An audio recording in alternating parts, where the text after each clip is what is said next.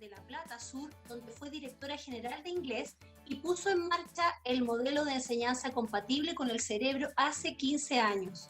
Estudió Brain-Based Learning en la Argentina, en Estados Unidos e Inglaterra. Como teacher trainer, ha dado presentaciones en congresos y jornadas de perfeccionamiento docente a lo largo y a lo ancho de la Argentina, en Estados Unidos, Italia, Grecia y toda Latinoamérica. De hecho, en Chile se le reconoce y se le quiere muchísimo. Es disertante exclusiva bilingüe para Oxford University Press, directora del área de educación de la Asociación Educar y líder pedagógica en Fundación ESERI. Autora de la sección de habilidades sociales y emocionales de la serie Together, en nivel 1 al 4, educación primaria de Oxford. Autora de artículos para Oxford University Press sobre aprendizaje compatible con el cerebro y motivación, para Trinity College London y para Diario La Nación, en inteligencia emocional.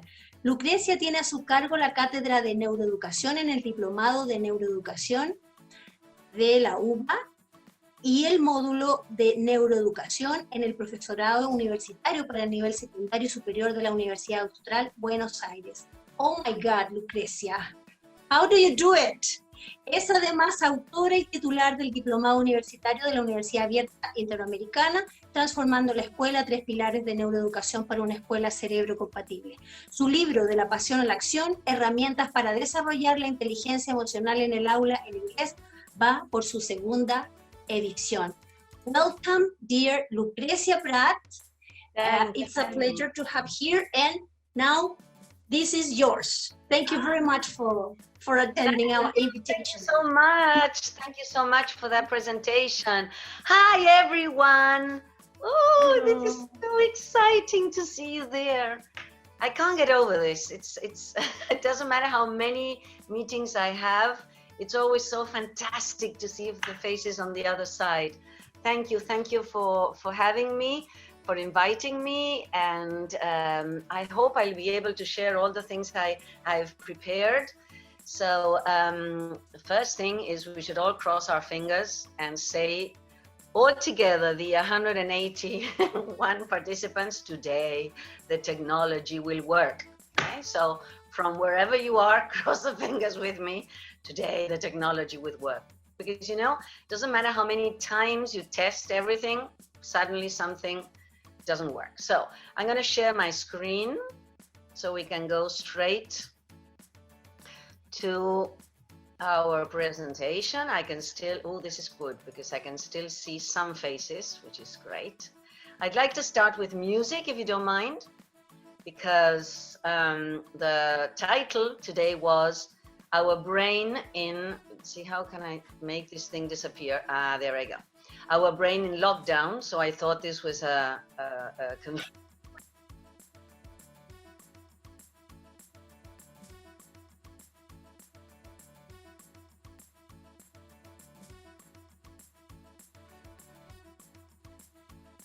maybe some of you have felt that your brain is not working as well as it used to. So I wanted to share with you today some of the biological reasons why our brain feels like 24/7, help, help, I don't know if I'll get to the end of the day. I just hope I'm not going to be on the list in the next news report of the people who've been infected and so on and so forth. So the idea today is to share with you some ideas to hopefully improve the well-being of teachers, some ideas as to what to be teaching in this special pandemic crisis, and a couple of things to take into account when you're planning lessons, especially virtual lessons, okay? So one of the things that seems obvious, but is not, is we should face these meetings with the proper fuel, okay? So water, and ideally chocolate, fruit. I don't know if you have some snacks over there. I would be eating chocolate definitely, but since I'm the one who has to deliver the presentation, it doesn't look very good. But it's important that we know that especially when we hold these meetings, we always need to have the proper amount of water, and a healthy snack would be fantastic, okay? So I don't need to introduce myself because Abigail did a great job. So all I need to do now is to do something so that you out there can introduce yourselves. So the activity I planned for today is called Just Like Me. And what I'm going to do now is I'm going to put on the screen some of the activities that we have been performing or doing at home during this extensive lockdown. I know that in Chile, you haven't been, as in Argentina, on a too lengthy lockdown, but we in Argentina are already in the 70th day of lockdown. So we have had the chance of doing all sorts of things while we were at home. So I'm going to show you some of the things that I believe you may have been doing, whether you are in Costa Rica, Peru, and by the way, welcome everybody from Latin America. And all you have to do there is, whenever you see a statement that is true to you, because, yes, I am doing that, then you have to jump from your seat and say, just like me. I won't be listening because we have switched off the mics so we can, follow the presentation better. But it's a good idea that you move a little bit. So let's see if we can go back, and I'm going to have the music on, obviously. And all you have to do is follow the instructions, yes? So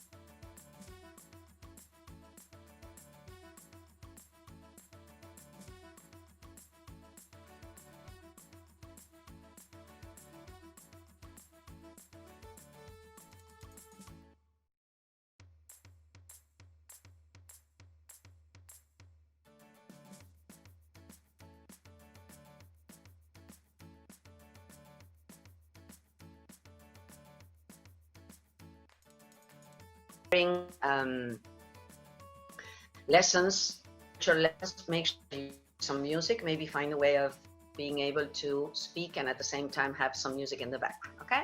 So we've already more or less introduced ourselves. We can go straight to the next step. And this is, can you please, from wherever you are, can anybody read, not aloud, but at least read it to yourself? What does it say there? Take your time to see what it says there. if you want to share in the chat, I can read what you think says there. Opportunity, and Alabel says that you can read opportunity is now here. Could you read something different other than opportunity is now here? Ah, yes, you could also read opportunity is nowhere. Okay, so hold on, because I have all sorts of things here that I need to, okay. Every time somebody comes in, I have a sign flashing in. So I believe that this is that moment. We are all in the same sea. We are all going through this huge crisis. It's a global crisis, which means that obviously we're going to go through very stressful moments, but at the same time, believe it or not, this holds a very big opportunity. You can see the positive aspect of this pandemic, and if you can see the positive aspect of a lockdown, we can get out of this stronger. So definitely opportunity is now here, and hopefully I will be talking about this a little bit later. But the idea for me, especially when I work in schools in education, I believe that COVID can be an ally and it can be a friend that will help us to move on to a next normal classroom. This is a new normal. So we cannot go back to the traditional classroom because we have learned a lot of things that maybe we were putting into practice before, like this. We've learned that I don't need to travel to Chile or to Costa Rica or to Peru in order to be sharing with you. So we have learned a lot of things that we can take to the real classroom when we go back, especially if we understand that all the things that we are learning can be applied not only for the virtual classroom, but also for the face-to-face class. We can train ourselves a lot, of course. Okay, so let's move on now that we have seen that there is another chance. I really believe that we can be buddies with the COVID, and that COVID can really be like paving the way for massive changes. Not only in education, obviously, but massive changes in the way we travel, in the way we communicate with others, in the way that we are, for example, improving our habitat simply by not being in it. So I believe that although obviously it is a tragic experience and a lot of people are dying and a lot of people are suffering, I am not underestimating that. What I'm saying is, if we put our conscience to work, we can still see that there is a lot to gain from this. Okay? So you know how we are not allowed to go outside because we are in the middle of a lockdown. So I think this is the ideal time to go inside. So we suddenly have more time because, for example, when we had to go to work, we would spend time in the transport, either in the bus or driving a car. So suddenly we see ourselves with more time in our hands. I believe that that time could be used now to understand ourselves a little bit better. This is more of metacognition, intrapersonal skills. I love this quote by Sherlock Holmes. Please go away because I need to go into my mind place. So hopefully during this hour, I'm going to ask you to go into your mind place and to see what's going on in there. And if we can go out of this more resilient, stronger, more intelligent, and so on. Okay. The idea is that this special moment in time, this historic moment in time, is giving us the chance to rewire our brain. For example, take a second now and think about what you have learned in this lockdown that you are going to take back whenever they allow us to go outside, in terms of professional or personal life. What have you learned about yourself that you don't want to repeat once you go back to work, for example? Or what have you learned that you say, yeah, I'm going to carry this along? I'm going to give you an example.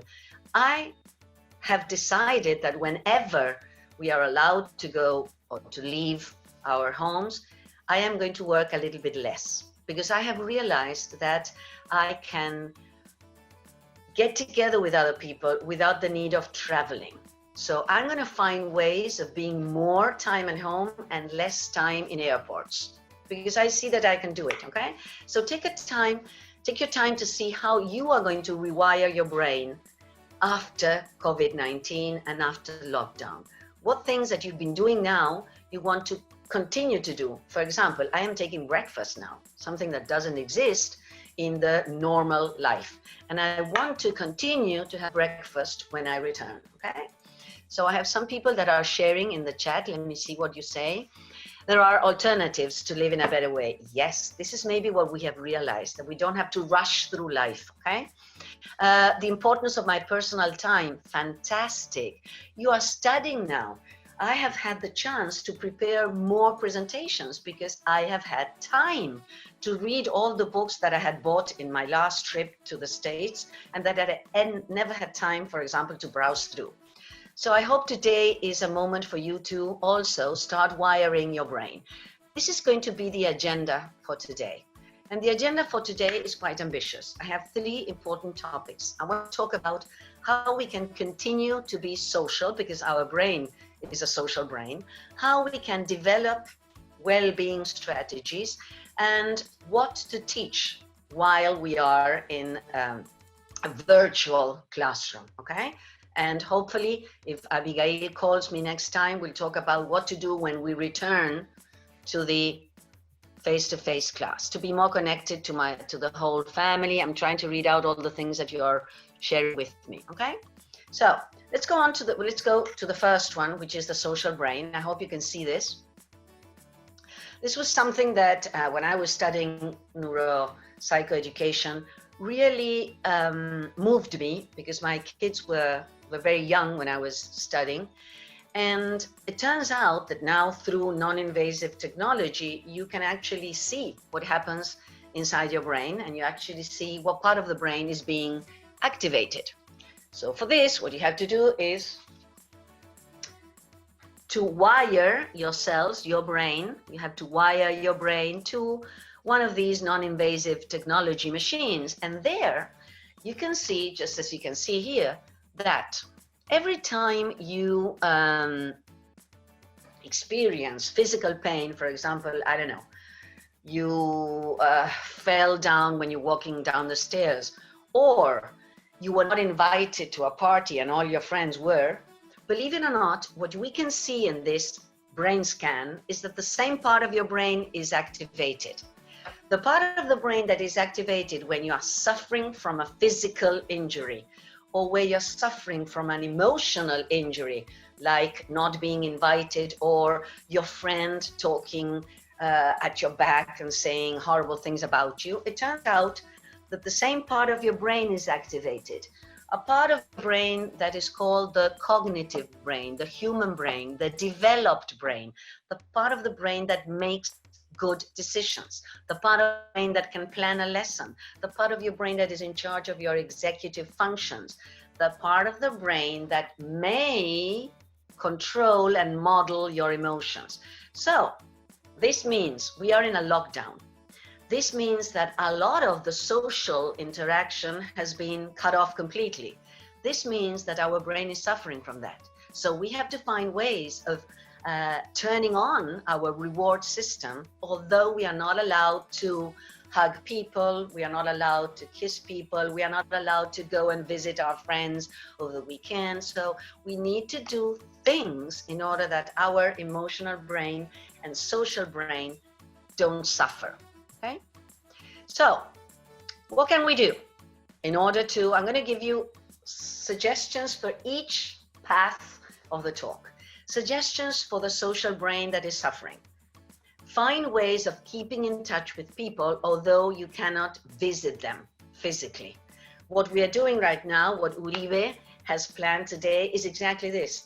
Teach us staying in touch, although we cannot get together in an open space, for example. You could phone people if you don't have good Wi-Fi. You can send an email.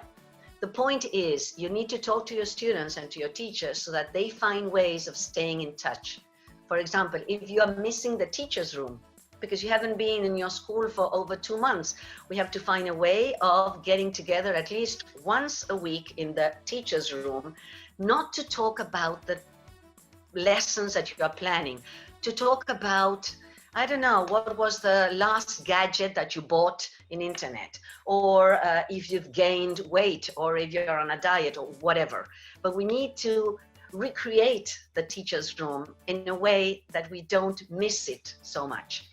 We need to find ways of checking out on other people, on our colleagues, on our friends. Maybe make a list of the people you want to check on, and every day, 3 people, just send an email. Hey, how are you doing today? Just wondering if you need help, whatever.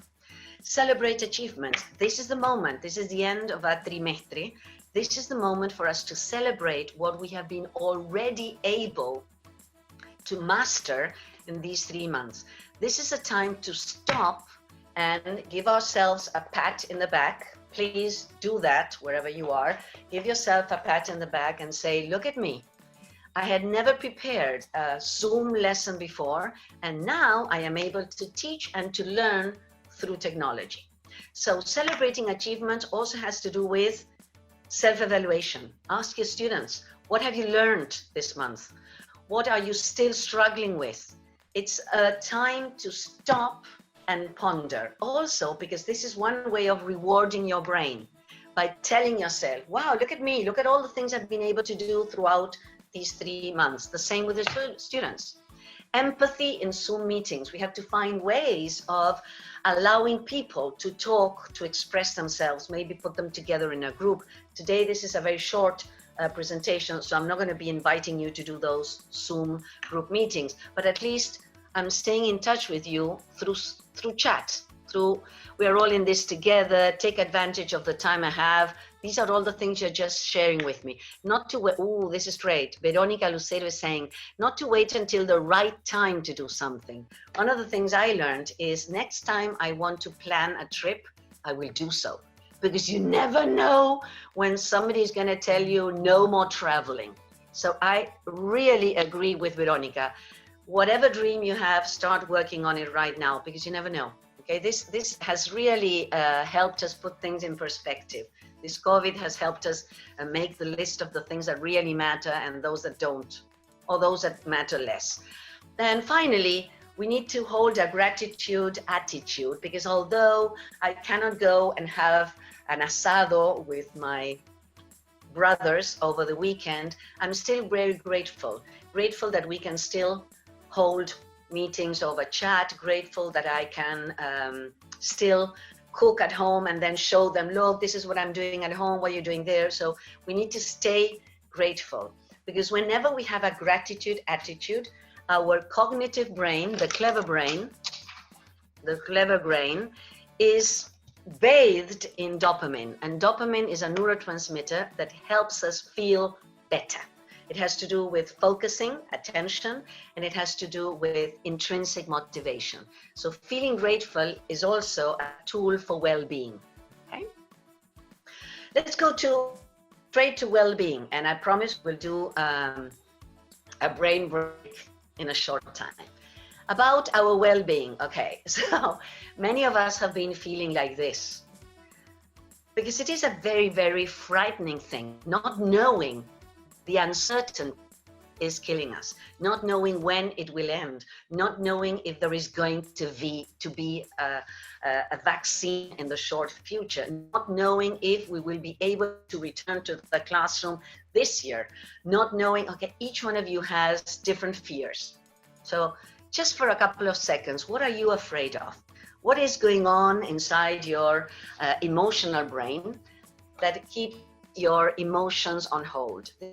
What are you worried about? We are all worried about different things. Your kids are worried because they see that you are worried, or because they see that, oh, daddy's out of a job. What are we going to do next month? So it is a very, very stressful moment, and we are going to see biologically what's going on. But before that, because we've been talking about an emotion that can hurt us, that is fear, I'm going to move you away from that, and we're going to have a brain break that has to do with humor. Yes, all emotions are positive. They are positive because they bring us information. An emotion is like a trigger off for the brain to decide what to do.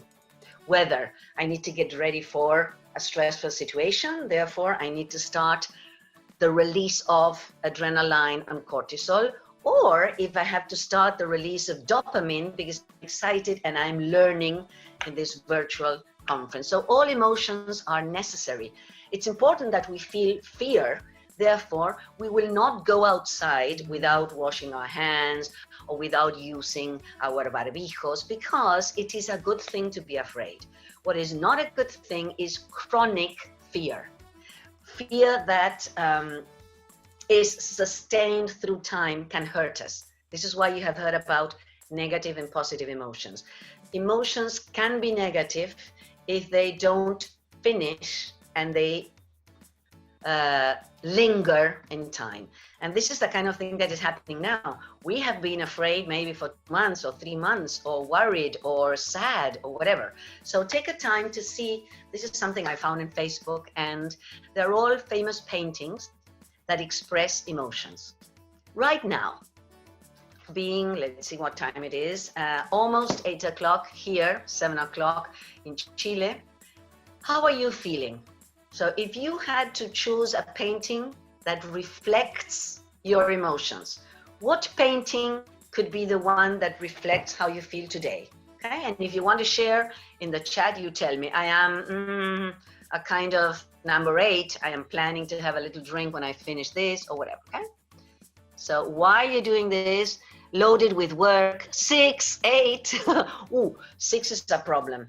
I need to say this, guys. If you are feeling like number 6, there isn't much I can do today. No matter how fun this talk can be or how dynamic, if you are number 6, I think there's no return. But all the others have options. Now, what I'm saying is start talking about how people feel. This is crucial because your emotional brain hijacks your cognitive brain. So we need to start talking about how we're feeling, because if not, this emotional hijack can prevent us from thinking. So if you're teaching a lesson, start by asking people, how are you doing today? Do you want to share something positive that happened over the weekend? Do you want to share good news that happened in your home? Ooh, I have all kinds of things in the chat. Thank you. Probably a mixture of 7 during the day, a little bit of a 7. See, the 7 means fed up, I guess, okay? And I am completely fed up because I have been inside my house for 70 days and I think, okay, I'm ready for something different, all right? So this is a fun way of starting to talk about how you feel, because I'm going to be talking about the biology of emotion right now. So this is your brain, okay? Your brain has 2 systems, basically, a fast system and a slow system. And your fast system is the one that is completely on berserk, because it is the part of you that is keeping you alive. Your instinctive emotional brain is automatic. It's on autopilot 24/7. It's the part of the brain that has to do with breathing, with your heart beat, with the temperature of your body. And this is the part of your brain that for the last 70 days has been stress mode. Why? Because we are undergoing a life-threatening crisis. Your brain is constantly working hard so that you are not a victim in this terrible pandemic, okay? Now, although maybe you're not aware of that, this part of your brain is using a lot of energy to keep you alive. And the problem when you are in a life or death situation is that your slow system, the cognitive brain, is a luxury. Because the important thing is to get us through this. So it's very hard to be creative. It's very hard to make fantastic decisions. Why? Because your fast emotional brain is using a lot of extra energy from your prefrontal lobes in order to stay fit. For example, to keep you strong, your immune system strong, so that you don't go under the virus. So it's important to understand that whenever we are teaching people during this lockdown, the most important thing is make them feel comfortable first. make them feel at ease first. This is why I wanted you to listen to music in the beginning so that you could relax a little bit. Maybe, maybe help was not the music to relax, but at least it was to bring a little bit of energy. So we need to understand that it is very important to look into how people are feeling before we start teaching anything, okay? And some bad news, I'm going to say it very fast. Your brain is wired to pay attention to anything that is negative first. Why? Because it could be dangerous. So because of survival purposes, our brain is like Velcro for negativity. So this is the time in which whatever we see on the TV that is negative stucks to our brain. And whenever we see on the TV that is positive, for example, solidarity, for example, teachers planning together, that is like Teflon. It means it doesn't last too much. Our brain is wired for negativity because negativity can bring me information of something that is dangerous. So when somebody says, for example, is critic about a lesson that you prepared and says a couple of things that he or she didn't like about your lesson, those comments will stay in your brain for a long time.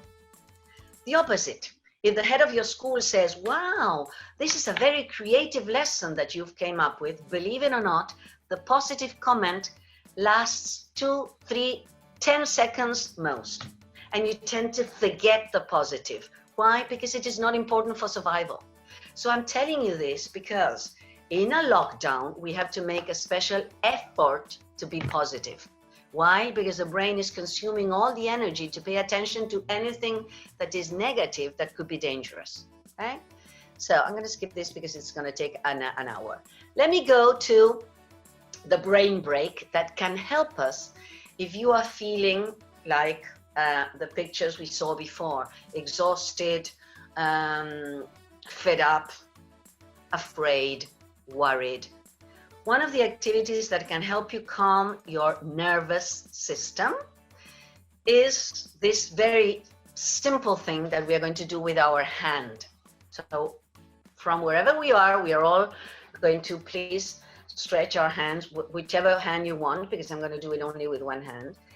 And we are going to do a breathing exercise, a conscious breathing exercise, or if you want, it's also a mindfulness exercise, okay?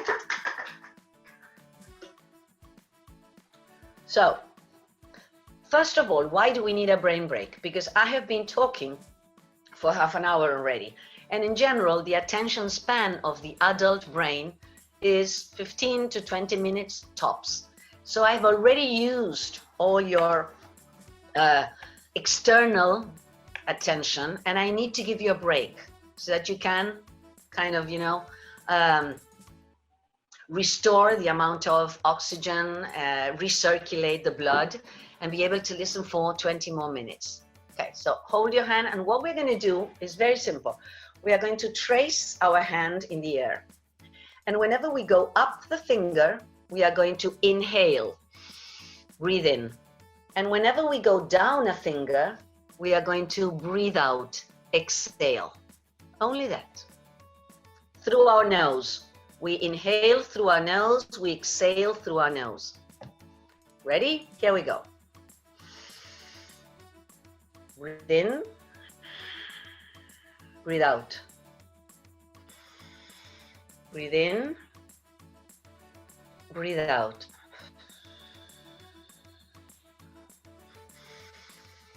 Breathe in, breathe out.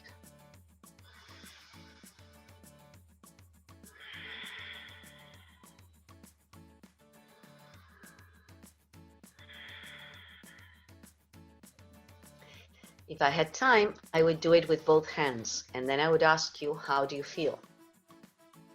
And you would notice that it only takes 10 deep breaths to calm down your nervous system.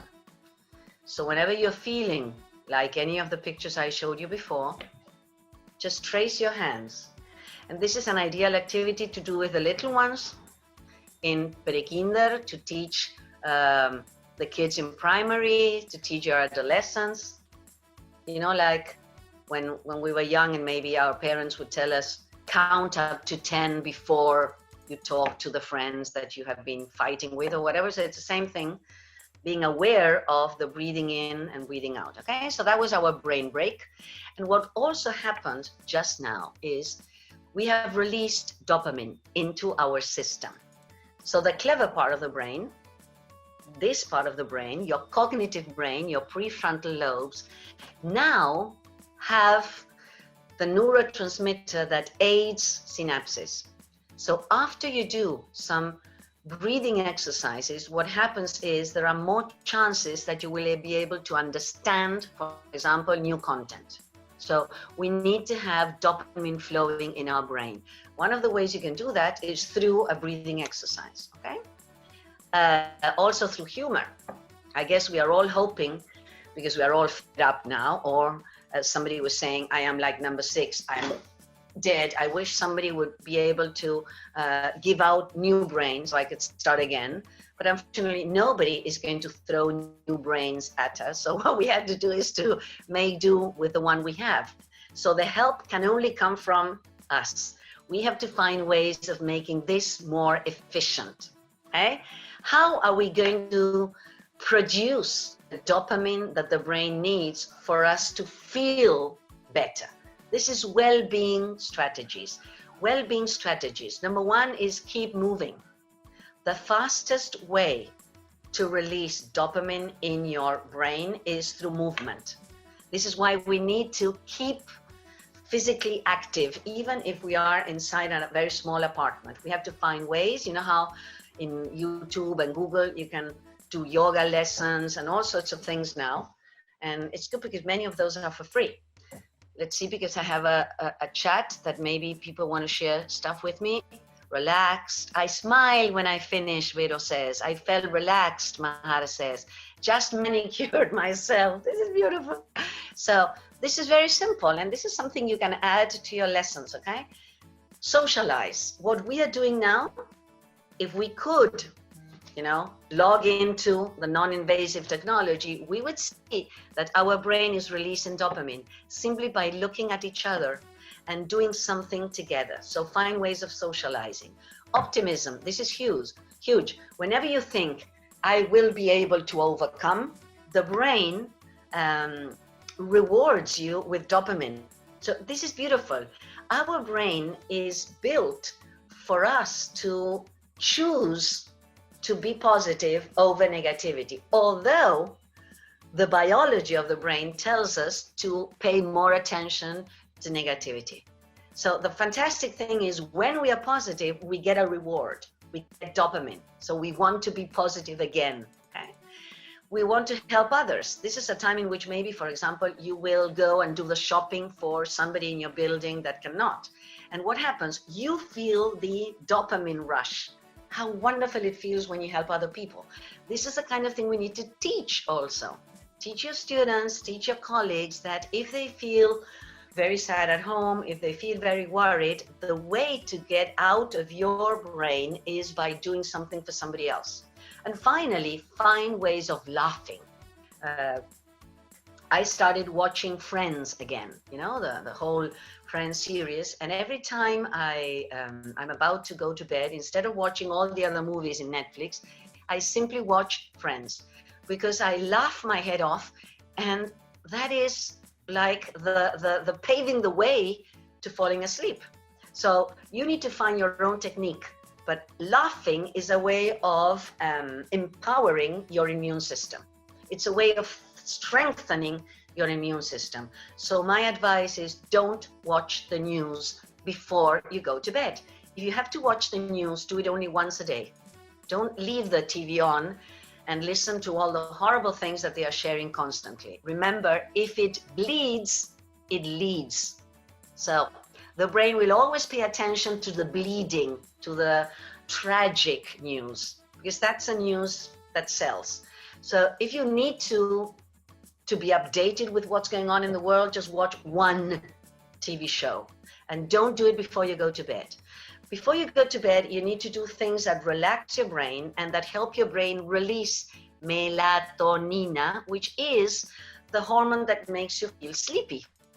The problem is if you stay chatting with somebody over the phone with the blue light of the cell phone, or if you watch the news, or if you watch a suspense series like Dark, you will find it very hard to fall asleep afterwards. And this has to do with well-being. If you're not sleeping the right amount of hours, you're not going to be as clever as you need to the following day. Okay? So all these are ideas that are very simple and seem quite obvious, but we are not paying attention to all of them. And what we should be doing is, all these 5 ideas here are sources of energy for your body and for your brain. How are you doing with these 5 sources of energy? Are you doing well with the sleeping, but not too well with the movement? These are the type of things you should be paying attention to. Yeah, I love Friends too. The 70s show. I like having a nice cup of tea before going to bed, okay? So each one of you has already some kind of strategy to induce sleeping. I hope it's not taking the pill, okay? Let's move on. This is for your well-being. And finally, what to teach.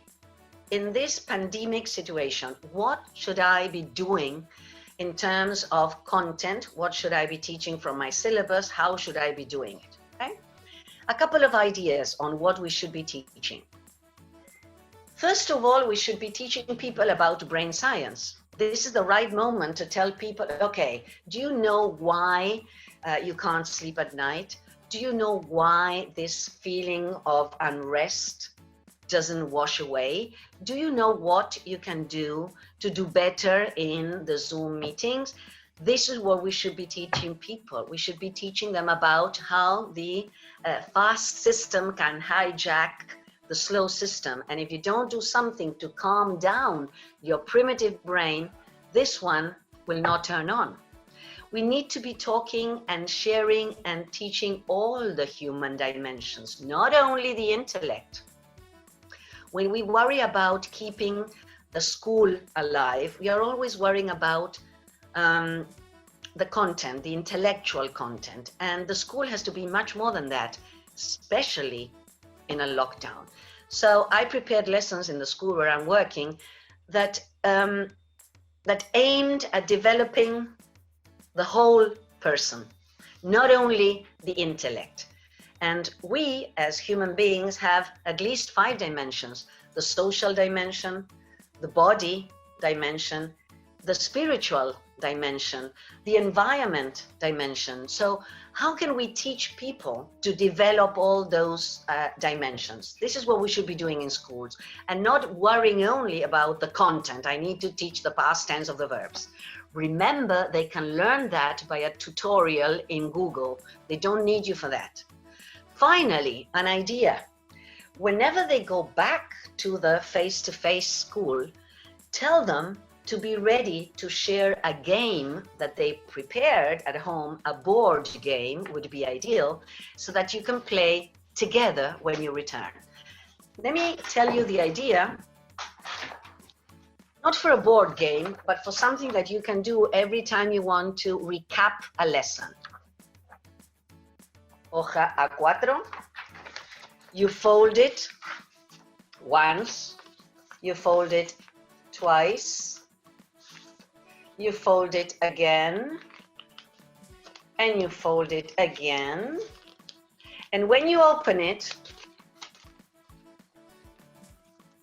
you can have the board game with all the different squares, and you can tell your students, okay, let's play a board game.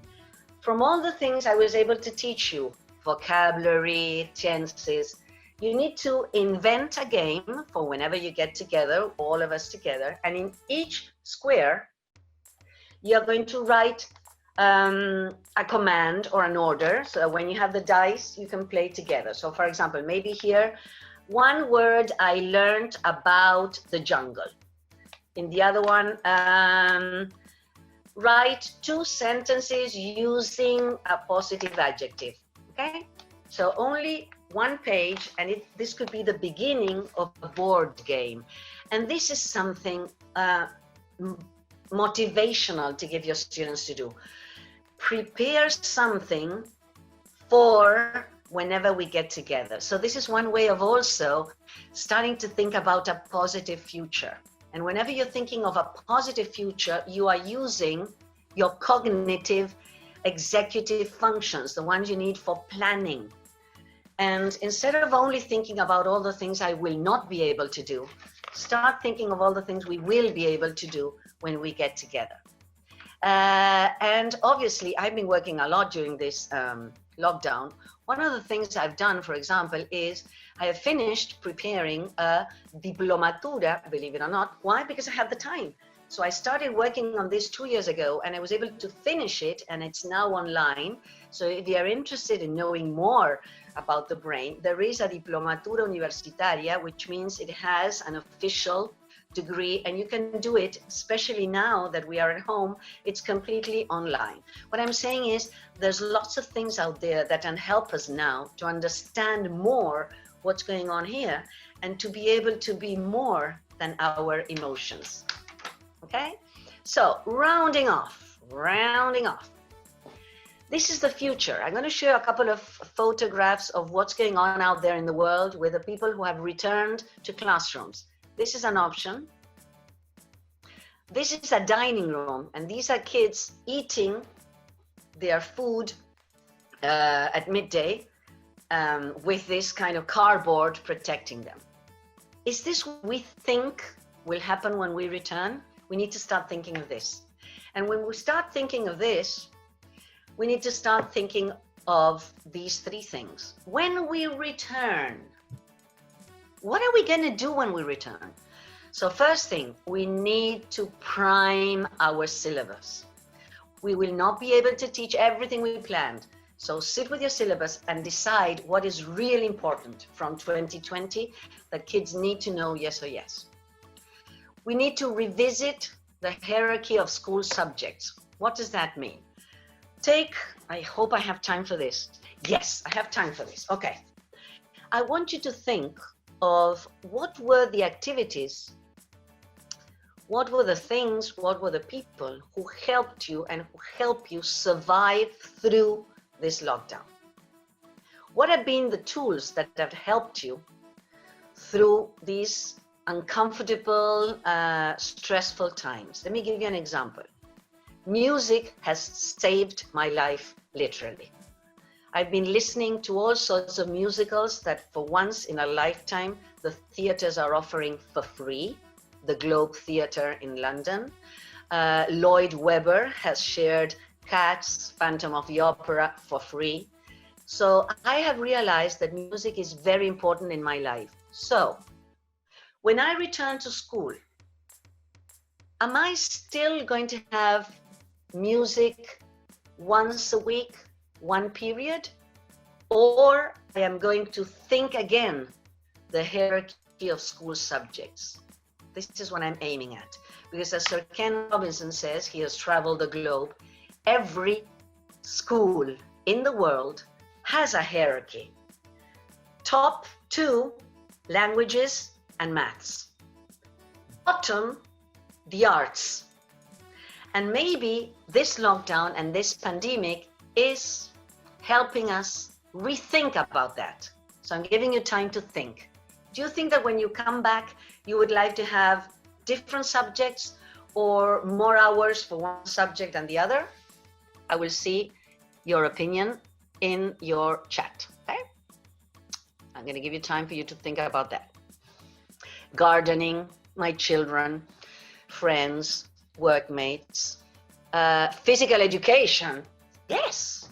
So when we go back to school, is physical education going to be at the bottom? I know that in some schools in Chile, they've already eradicated physical education in 3rd year.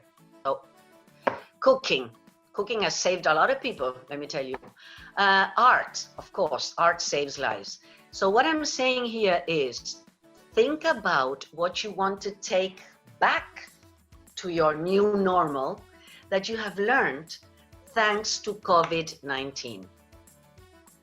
I know that maybe if you're a teacher, it's going to be hard to convince the head, but you don't know, because maybe the head has also discovered that thanks to yoga lessons, she is not suffering, from burnout or brain burnout. yoga, music, all the things that you are mentioning do not appear in the syllabus in general. This is why I was saying at the beginning of the lesson, of this sharing together, COVID can be an ally. It can be a buddy. Thanks to COVID, we are rethinking our practices. Thanks to COVID, the transformation of schools may happen before we think so. Okay? So, okay, mindfulness. Imagine I work in a school where we teach them yoga, mindfulness, etc. But a lot of schools are discovering it for the first time and thinking, we need to start before we raise the flag or before we call the roll. Let's all do some 10 raise your hand or 20-minute meditation or whatever, okay? So this is the time in which we are going to learn all the things that help us go through this stressful period of time and take them back to school, take them back to your lives, okay? So this is our agenda.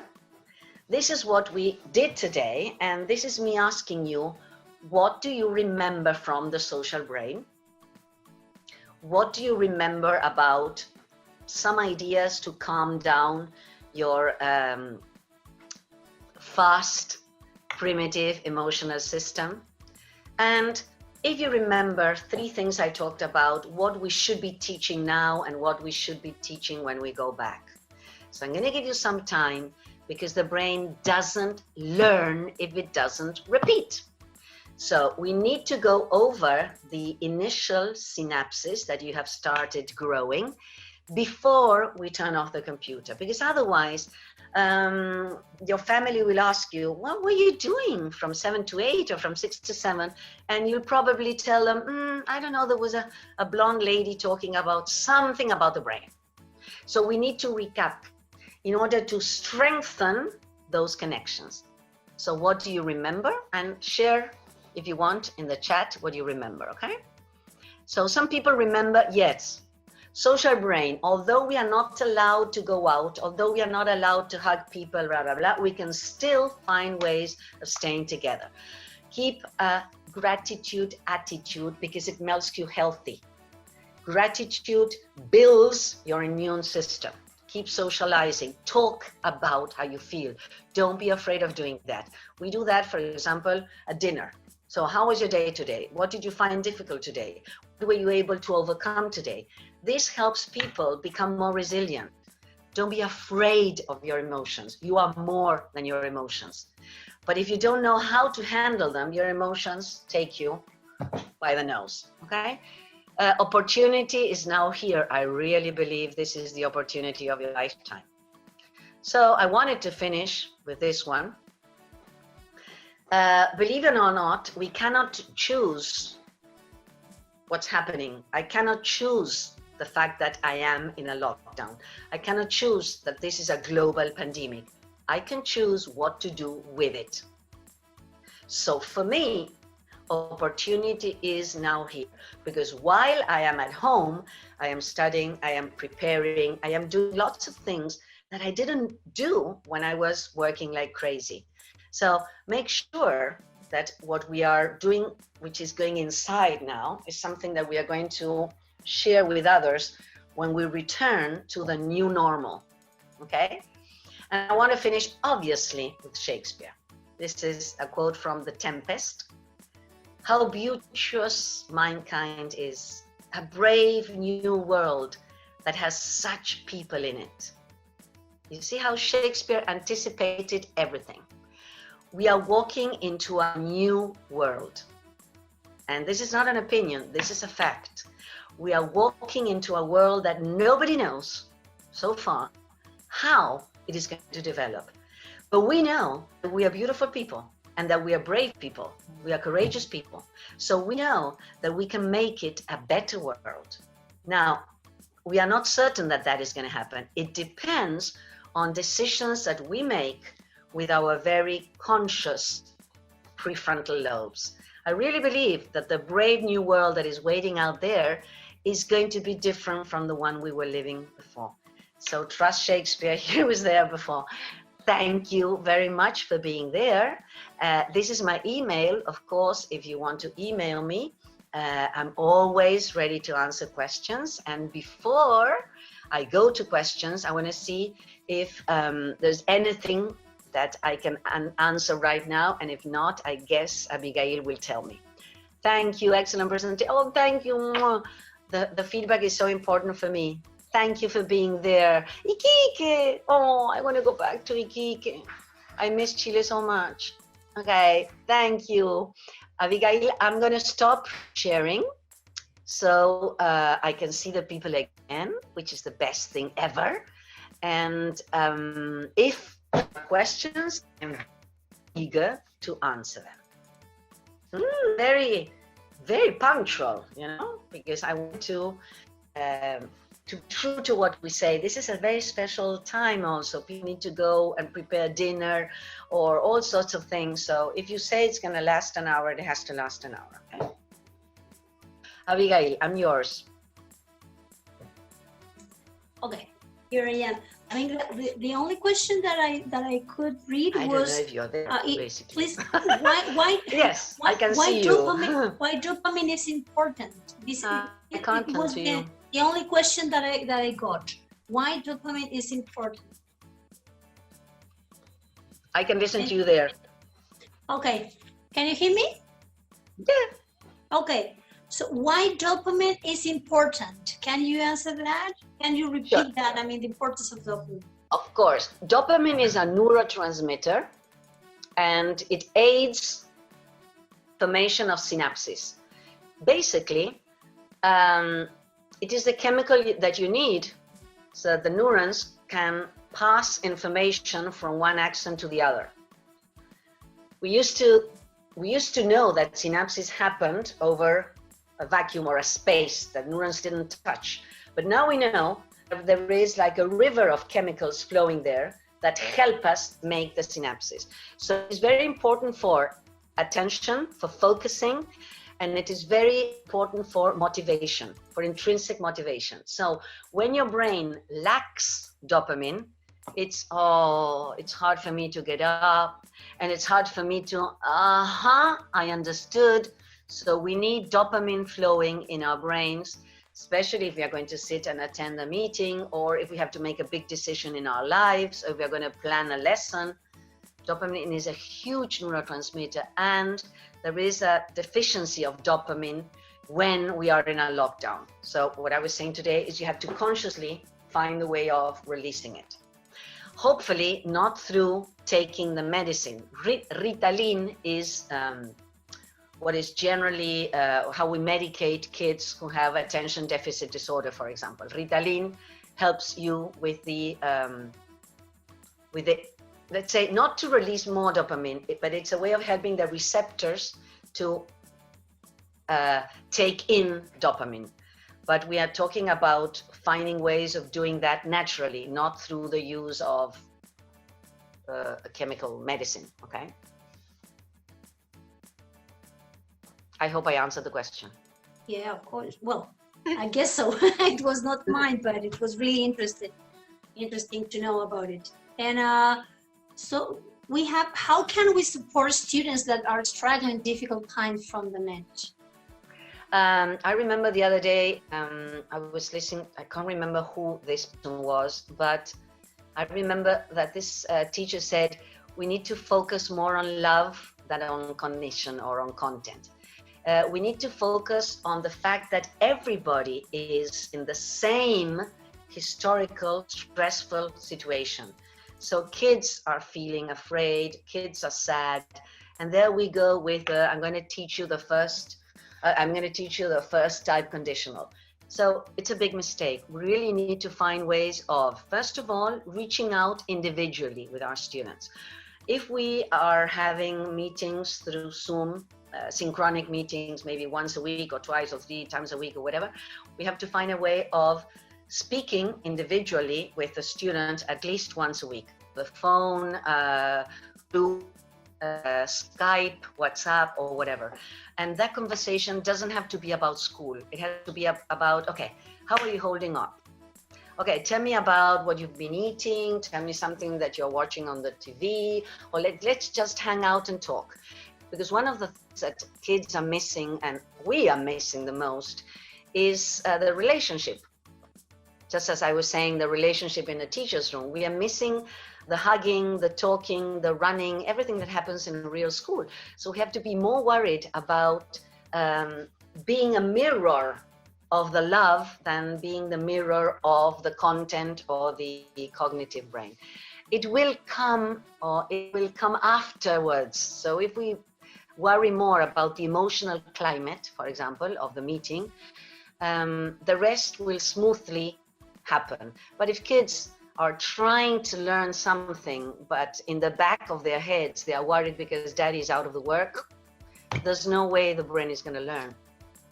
So it's more about love and less about teaching content. Mm-hmm.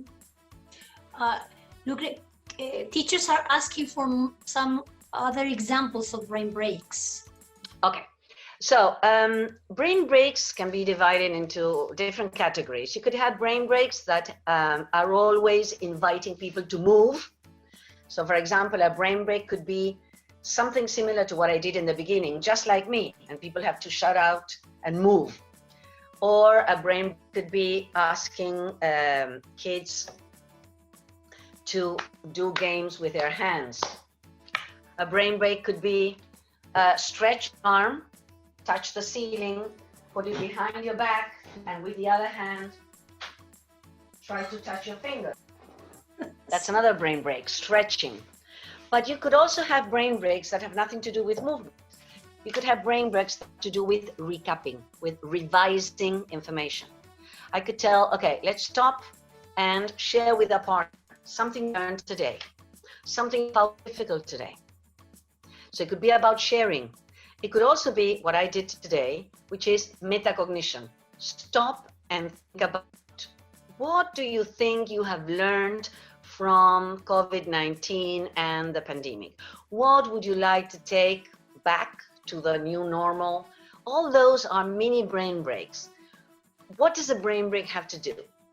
Basically, it has to give your brain a break, meaning you are out there paying external, sustained attention. External because you are paying attention to me, somebody outside you, and it is sustained because you have to be listening to every single word, not to miss anything.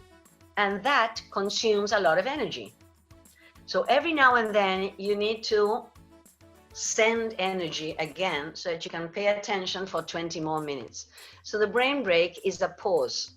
A pause could be simply telling a joke.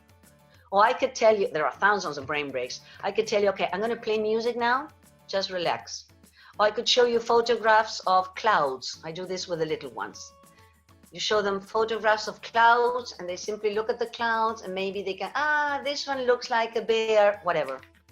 But it is giving your cognitive brain a break so that you can sit again and pay attention.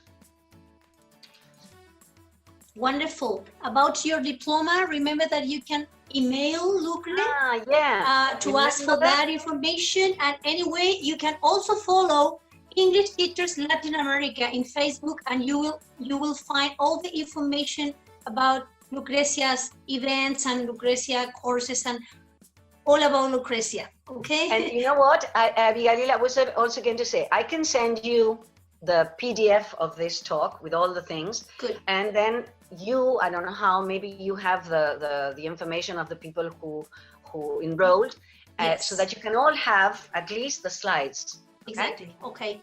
Okay. Thank you so much. Yes, we are. Oh, you're so welcome. We will be expecting for that. Okay. So, well, it has been wonderful to see you today. Thank you very much. It is. I mean, we feel so proud to have such an expert coming from Latin America. Thank you so much. We needed this, as many teachers have written in the chat. We needed something like this. I think that it's been a very hard time for everyone, especially for teachers. I do think that English teachers rock.